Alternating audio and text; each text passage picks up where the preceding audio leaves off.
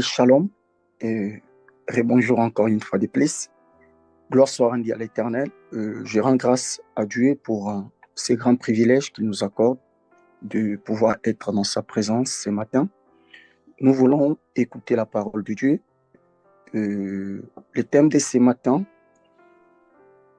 je l'ai intitulé « La façon dont nous abordons l'épreuve qui va déterminer les restes ». Je vais lire avec nous quelques passages. Tout d'abord, je commence avec le livre des Colossiens, chapitre 3.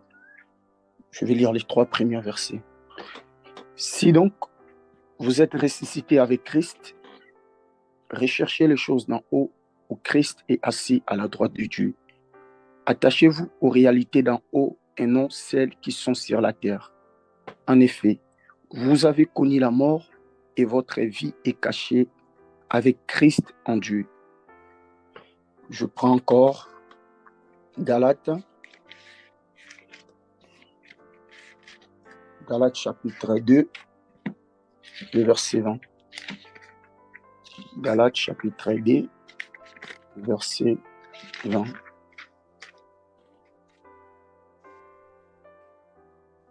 J'ai été crucifié avec Christ. Ce n'est plus moi qui vis, c'est Christ qui vit en moi. Et ce que je vis maintenant dans mon corps, je le vis dans la foi au Fils de Dieu qui m'a aimé et qui s'est donné lui-même pour moi. Et j'ajoute encore Ephésiens chapitre 2, le verset 6. Il nous a ressuscités et fait asseoir avec lui dans le lieu céleste en Christ. 1 Jean chapitre 4, le verset 17. Tel il est, tel nous sommes aussi dans ce monde. C'est en cela que l'amour est parfait en nous, afin que nous ayons de l'assurance au jour du jugement.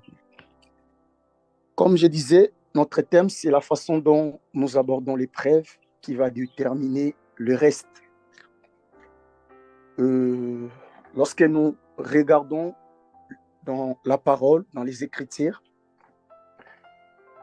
avant même de tourner dans les Écritures, le problème, en réalité, n'a pas de problème. Le problème n'a pas de problème. Le problème devient problème dans la manière dont nous percevons ou nous essayons de gérer ces problèmes qui devient un grand problème. Prenons l'exemple, avant de commencer à toucher notre sujet de ce matin, prenons l'exemple de Job dans la parole.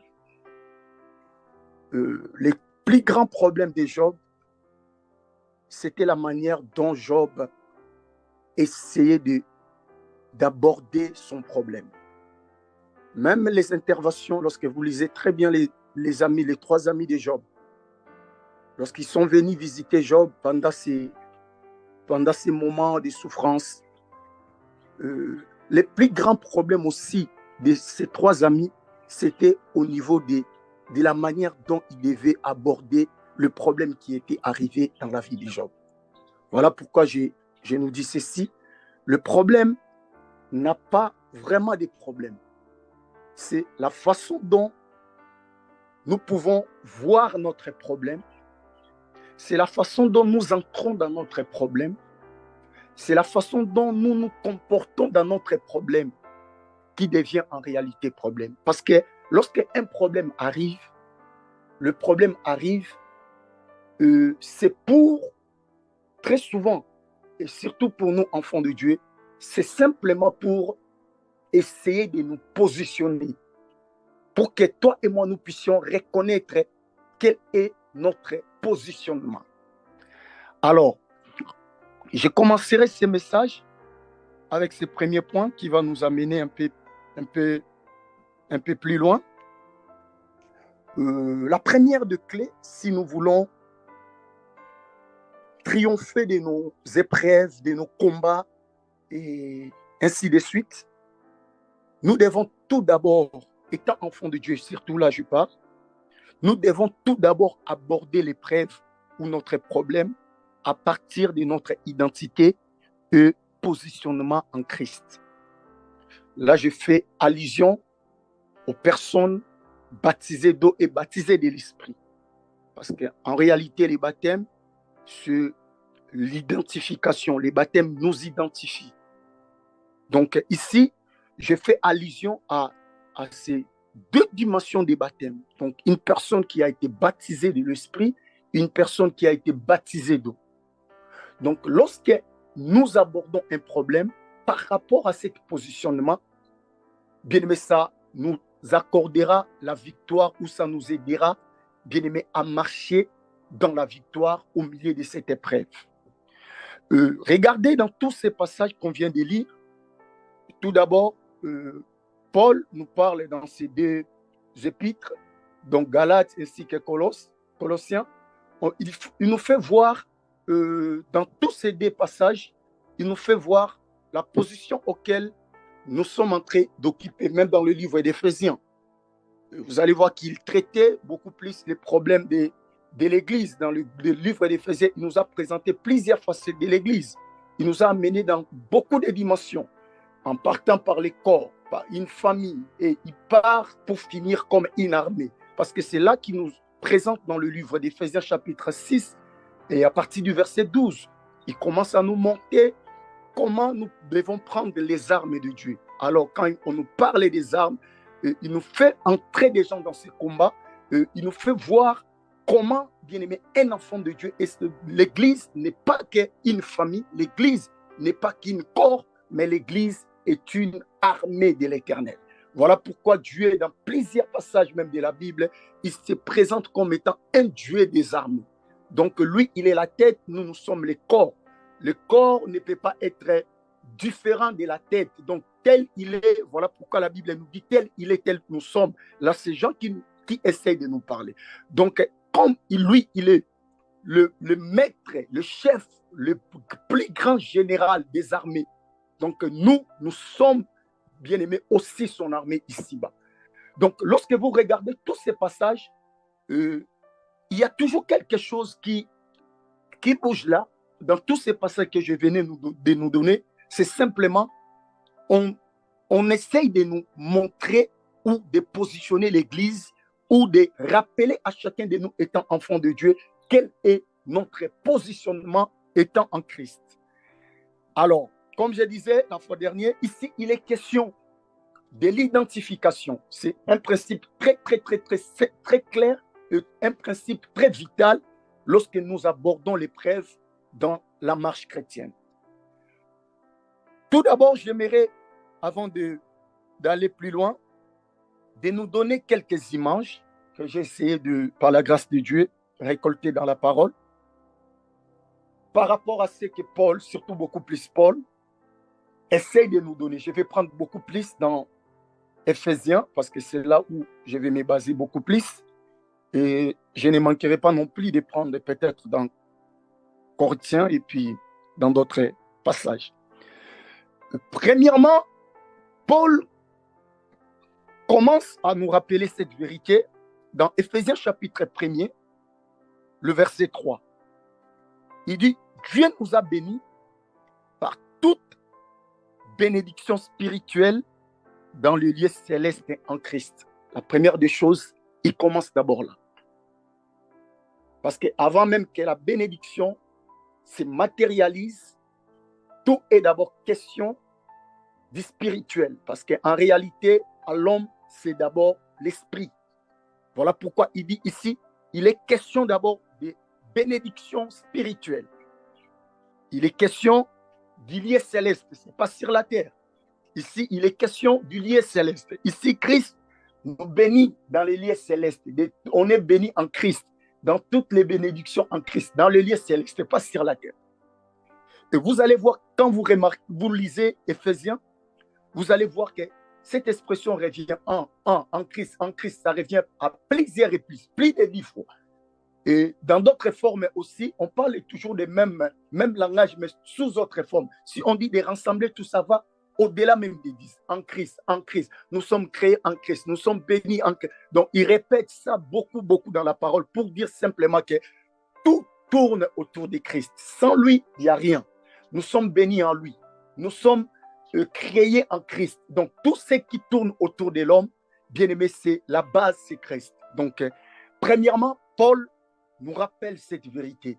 Lorsque nous entrons dans l'épreuve, nous devons les comprendre qu'on a été bénis tout d'abord de toutes les bénédictions dans les lieux célestes. Il faut très bien me suivre parce qu'il y a beaucoup de variations. Là, il parle d'abord du lieu céleste. Il n'est pas question de la terre. Et deuxièmement, il dit ceci, Dieu nous a choisis avant la création du monde pour que nous soyons saints et sans défaut. Et il nous a tout. Il nous a prédestinés à être ses enfants adoptifs par Jésus-Christ. Donc, Christ revient toujours. Et ici, il est même question de l'éternité, parce que lorsqu'on parle de la prédestinée, ce n'est pas les temps. Là, Paul essaye de nous montrer une vérité qui a commencé avant même que la création, bien aimé, Dieu puisse créer, parce que là, il est question de l'éternité.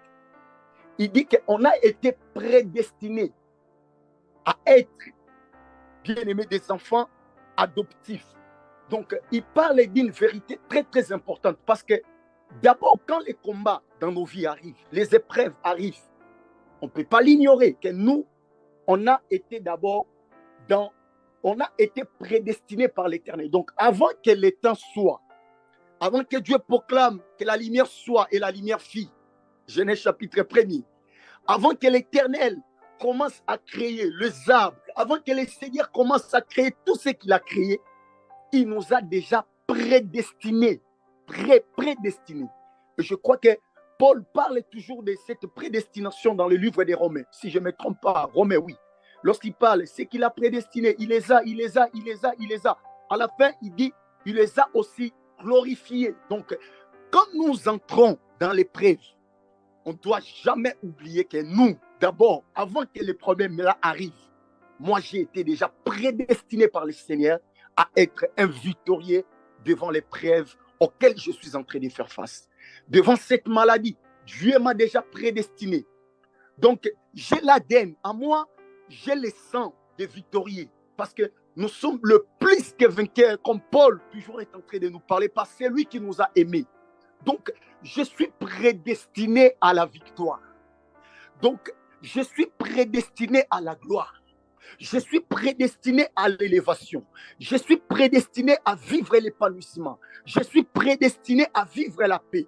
Je suis prédestiné parce que j'ai été, avant que le monde soit, moi, Christ m'a déjà prédestiné à dominer sur même le monde. Donc voilà l'autre image que Paul essaie de nous donner qui sont des avantages que nous trouvons lorsque nous sommes en Christ. En troisième position, il dit ceci. En lui, par son sang, nous sommes rachetés et pardonnés de nos fautes. Là, je ne toucherai pas beaucoup. Et il dit encore, l'autre point, Éphésiens chapitre 1er, verset 7. Éphésiens 1er, le verset 11, il dit encore, en lui, nous sommes désignés comme héritiers. Donc, nous sommes des héritiers lorsque nous sommes identifiés en Christ.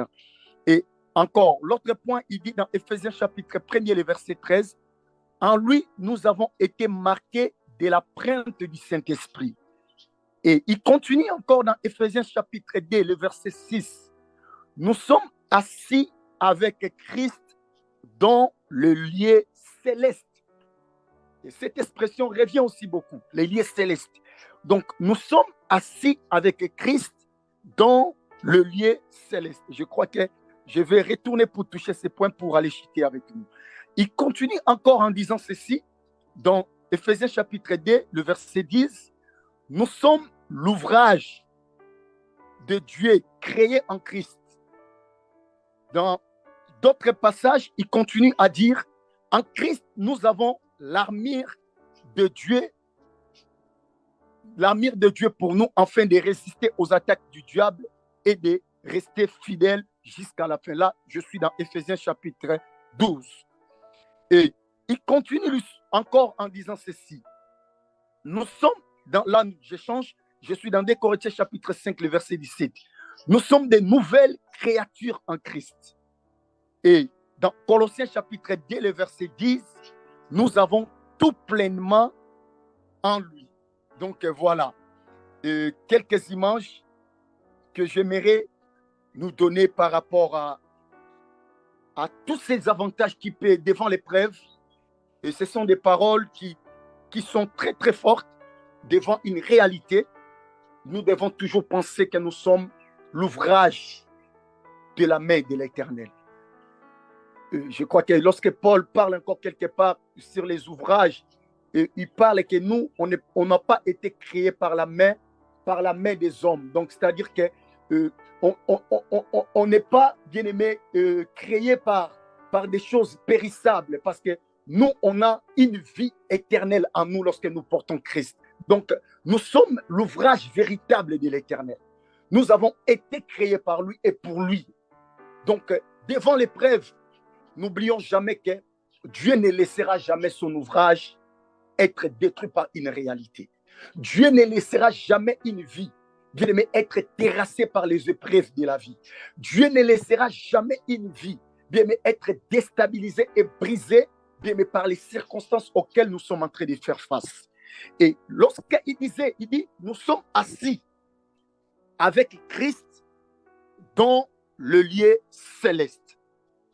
Nous voyons déjà que là, il y a ce positionnement que nous avons déjà sur les combats qui peuvent arriver dans notre vie. Donc, notre vie est cachée. Dans Colossiens, il dit c'est encore caché en Christ. Et là encore, dans Éphésiens, il dit nous sommes assis avec lui parce que Christ est assis à la droite du Père dans le lieu céleste. Donc, là où il est, c'est là où nous sommes. Les attaques de l'ennemi, les combats de l'ennemi, les adversités que nous pouvons rencontrer, le flèche enflammé de l'ennemi. Nous connaissons très bien, le même Paul est en train de nous parler le monde opératoire de l'ennemi. Parce qu'il a dit, notre combat, nous ne luttons pas contre la chair ni le sang, mais nous luttons contre les puissances, les autorités, les dominations dans les lieux célestes. Là, Paul, il est très clair lorsqu'il parle de ces lieux célestes. Et quand il est encore dans Corinthiens, il nous parle, je connais un homme qui fut enlevé. Il parlait de l'homme qui était enlevé au niveau du 3e ciel, bien aimé, pour voir la gloire de l'Éternel. Et si on rentre encore en arrière, Salomon, lorsqu'il parlait, il faisait sa prière, il parlait de cette 3e dimension du ciel. C'est-à-dire qu'ici, je vais parler parce que nous sommes assis avec lui. Mais là où nous sommes assis, c'est cette dimension du 3e ciel, là où Christ, là où le trône de l'Éternel est établi. Donc, on voit déjà que par cette position, parce que l'ennemi qui nous combat, lui, il réside dans le 2e ciel, parce que le 1er ciel, nous connaissons, c'est le monde des galaxies et tout ce qui sillonne, bien aimé, que nous voyons. Et le 2e ciel, c'est là où l'ennemi réside. Donc, les attaques de l'ennemi, tout ce que l'ennemi peut faire dans notre vie, le combat, les flèches enflammées de l'ennemi, toutes ces oppressions, tout ce qu'il fait, c'est au niveau du 2e ciel. Mais nous, Christ nous a pris, il nous a fait traverser le 1er ciel, il nous a fait traverser le 2e ciel, il nous a amenés jusqu'au 3e ciel où son trône bien-aimé est placé. Et là où lui, il est assis, il nous a fait asseoir. La Bible, j'aime ce que Paul parle dans Colossiens, il dit, nous sommes cachés en Christ, nous sommes cachés. Le jour où il paraîtra dans sa gloire, nous allons aussi paraître dans cette gloire.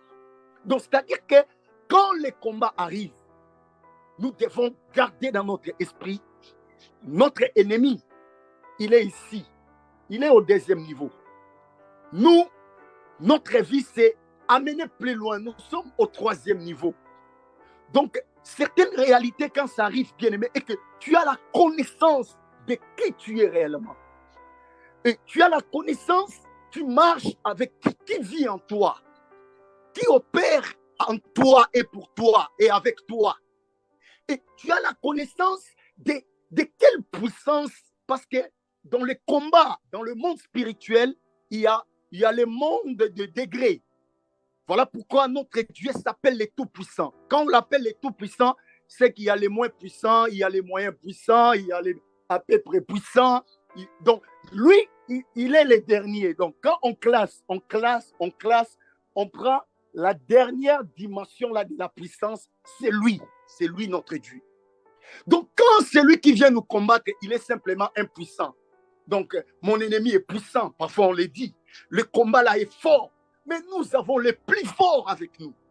L'adversité est forte, nous avons les plus forts qui combattent pour nous. Qui combat pour nous.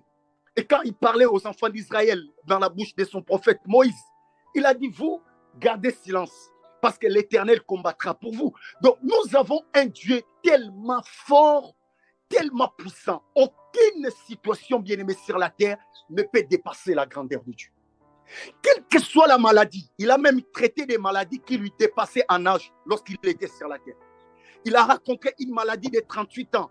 Il a dit, lève-toi et marche.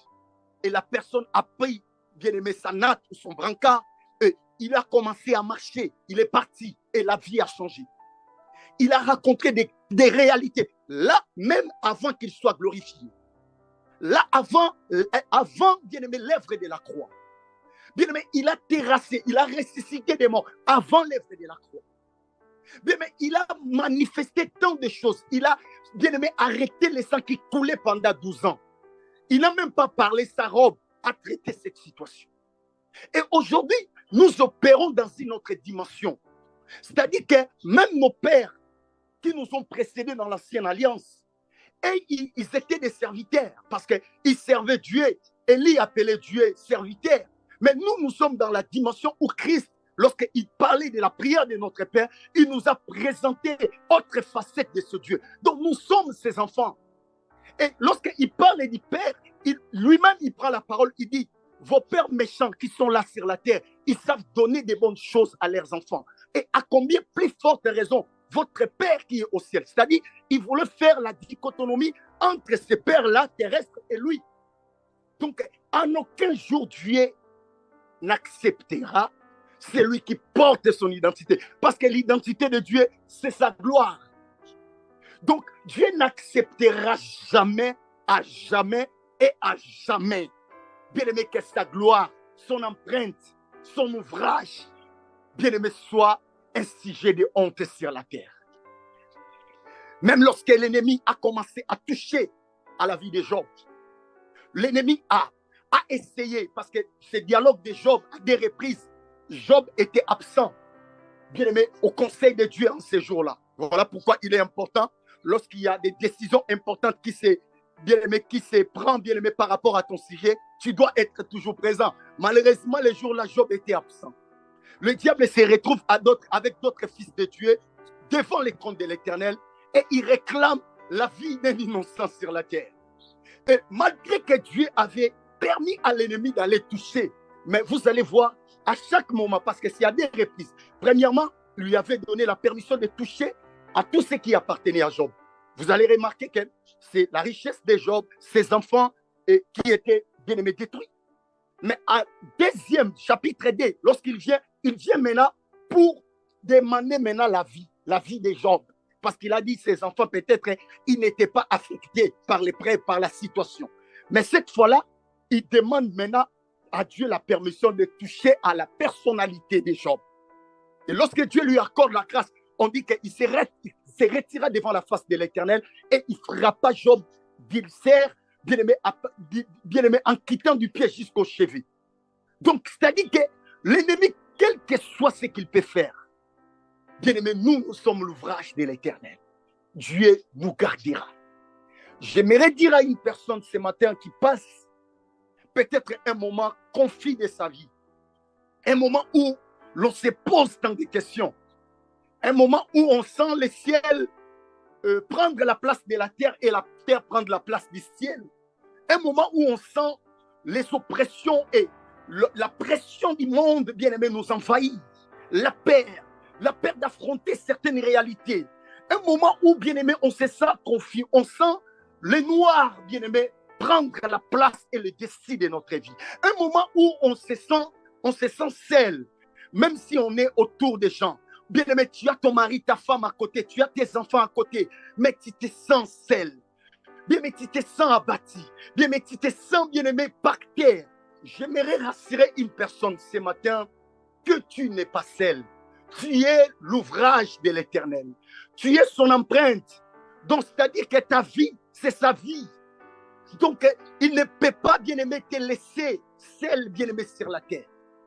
Aussi longtemps que tu as été identifié en lui, bien-aimé, tu portes sa nature en toi.